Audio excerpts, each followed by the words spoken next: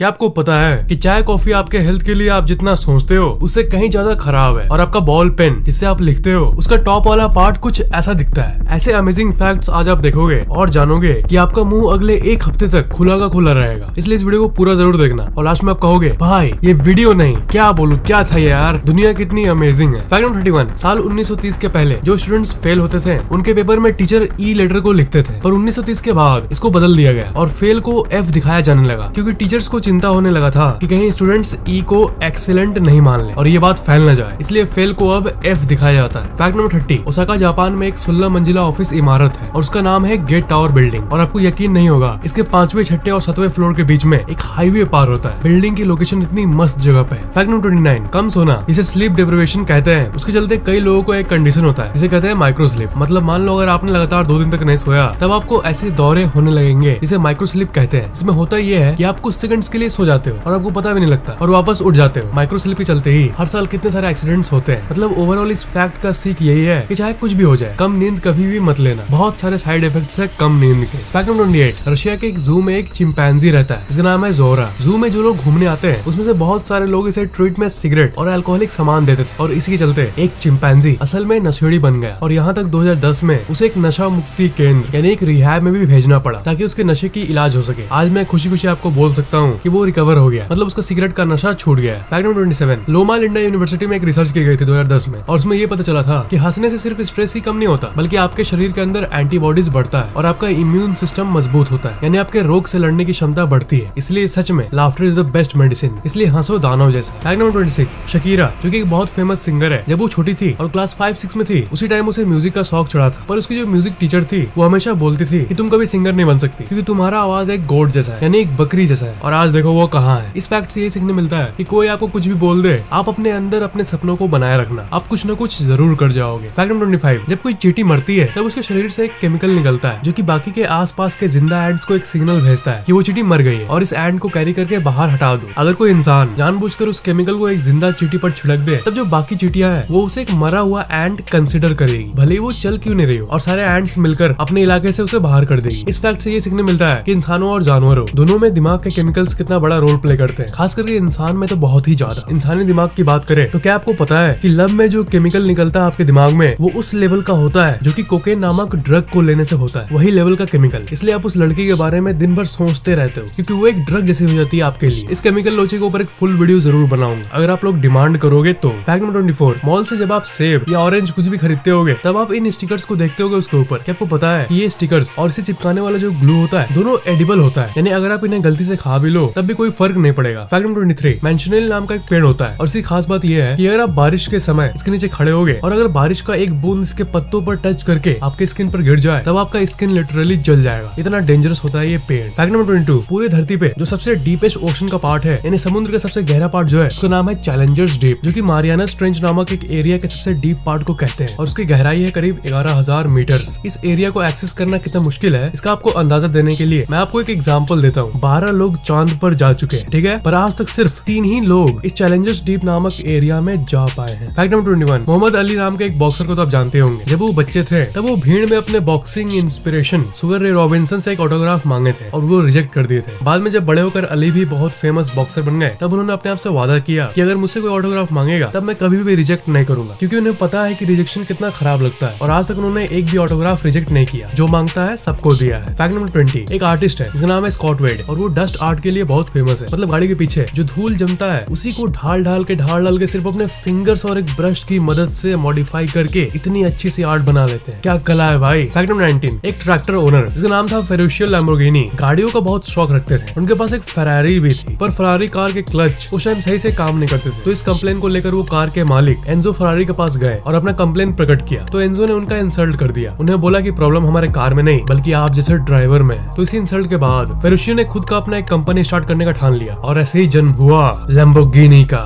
Lamborghini गलार्डो नाम तो सुना ही होगा। फैक्ट नंबर 18, यूएस के एक स्टेट जिसका नाम है मिशिगन, वहाँ एक औरत है जिसका नाम था बारबरा सोपर। 8/8/8 को उसने एक बच्चे को जन्म दिया, यानी 8 अगस्त 2008। फिर 9/9/9 में उसने और एक बच्चे को जन्म दिया और उसके अगले साल 10/10/10 को भी उसने और एक बच्चे को जन्म दिया। कितना बड़ा कोइंसिडेंस। तीनों का बर्थ डेट बना 8/8/8/9/9/10/10। ऐसा होना प्रोबेबिलिटी की दुनिया में 5 करोड़ में से एक होता है, जिसे टेक्निकली 50 मिलियन to 1 कहेंगे। दुनिया की सबसे अमेजिंग इत्तेफाकों में से एक है। फैक्ट नंबर 17, साल 2005 में स्वीडन के एक अरबपति जिसका नाम है जोहान एलिश, उन्होंने अमेज़न रेन फॉरेस्ट में 4 लाख एकड़ प्लॉट जमीन को खरीदा एक लॉगिंग कंपनी से, यानी एक पेड़ काटने वाली कंपनी से। आपका दिल ये जान के खुश हो जाएगा कि उन्होंने इतने एरिया को उस कंपनी से जस्ट इसलिए खरीदा ताकि उतने दूर तक कोई पेड़ को नहीं काट पाए। बढ़ती हुई डिफॉरेस्टेशन को देखकर उन्होंने ऐसा किया, पेड़ को बचाने के लिए उन्होंने ऐसा किया। सच में ऐसे और लोगों की जरूरत है हमारी दुनिया को। फैक्ट नंबर 16, साल 2011 में एक 46 साल का इंसान जिसका नाम था मार्क ब्रैडफोर्ड, उसने एक 13 साल के लड़के को बीच सड़क पर पकड़कर गला दबाने की कोशिश की। क्यों जानते हो? क्योंकि उस 13 साल के लड़के ने कॉल ऑफ ड्यूटी नाम के उस प्रसिद्ध गेम में उस इंसान को कई बार मार दिया था। वाह, इस तरह के इंसान भी अगर इस दुनिया में आ जाए ना,